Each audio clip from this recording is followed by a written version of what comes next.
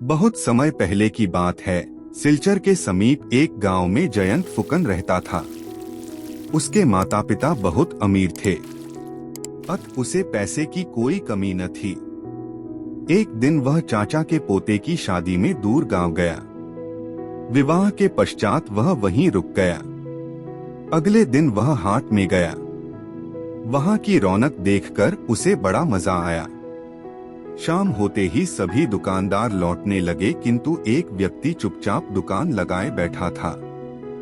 जयंत ने हैरानी से पूछा, अरे भाई, तुम घर नहीं जाओगे? वह दुकानदार मायूसी से बोला, मेरी सलाह नहीं बिकी, उसे बेचकर ही जाऊंगा। कौन सी सलाह, कैसी सलाह? पहले कीमत तो चुकाओ, दुकानदार ने हाथ नचाते हुए कहा। कितने पैसे लगेंगे? जयंत ने लापरवाही से पूछा। एक सलाह का 1000 रुपया लगेगा, मेरे पास 2 ही हैं। दुकानदार ने व्यस्त भाव से कहा। उसकी बात सुनकर जयंत को हंसी आ गई। भला सलाह भी खरीदी जाती है? परंतु जाने जयंत के मन में क्या आया, उसने 2000 रुपए गिनकर उसके सामने रख दिए।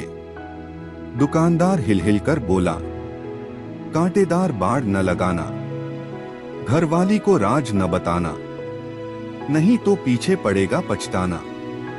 जयंत ने उसकी सलाह याद कर ली।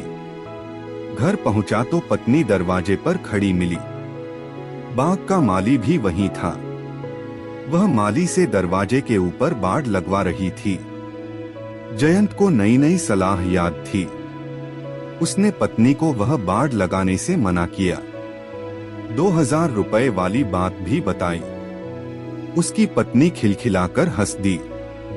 मान गए आपको कोई भी घड़ी भर में मूर्ख बना जाता है। अरे, इतने रुपए पानी में बहा आए, मेरे लिए जेवर बनवा देते। जयंत चुपचाप भीतर आ गया। उसे अपनी गलती पर क्रोध आ रहा था। ठीक ही तो कहा पत्नी ने, 2000 रुपए गवा दिए। उस रात जयंत को सोते सोते विचार आया, क्यों न इन सलाहों को आजमाया जाए। उसने एक सूअर के बच्चे का सिर काटकर जंगल में छिपा दिया। फिर खून से सना चाकू पत्नी को दिखाकर बोला, अरे मुझसे एक तू किसी से कहना मत, वरना आफत आ जाएगी। जयंत की पत्नी के पेट में बात पचना आसान न था। वह मटका लेकर पनघट पर जा पहुंची। वहां वह अपने पति की बहादुरी की डींगे हाँकने लगी।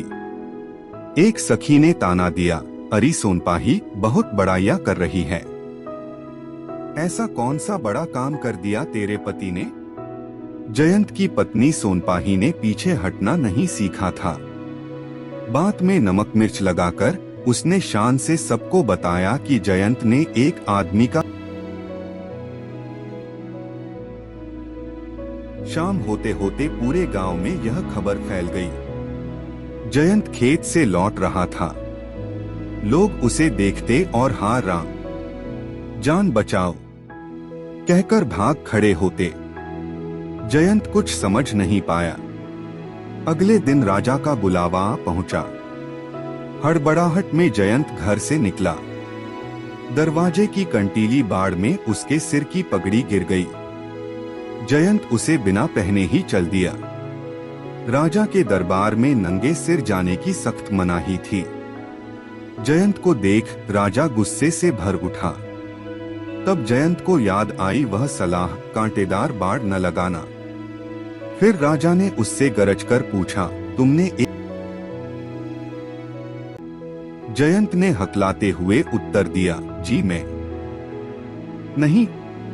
क्या मैं लगा रखी है। स्वयं तुम्हारी पत्नी उस खून की गवाह है। जयंत के कानों में गूंजने लगा, घरवाली को राज न बताना, नहीं तो पीछे पड़ेगा पछताना। वह खिलखिलाकर हंस दिया। उसने धीरे धीरे राजा को समझाया कि किस तरह उसने सलाहों की परीक्षा लेनी चाहिए।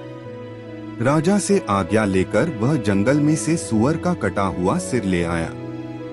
राजा ने सारी बात सुनी तो वह भी हंसते हंसते लोटपोट हो गया।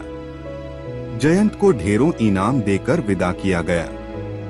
सोनपाही कुछ नहीं जान पाई, परंतु जयंत ने उन सलाहों को सारी उम्र अमल में लाने का निश्चय कर लिया।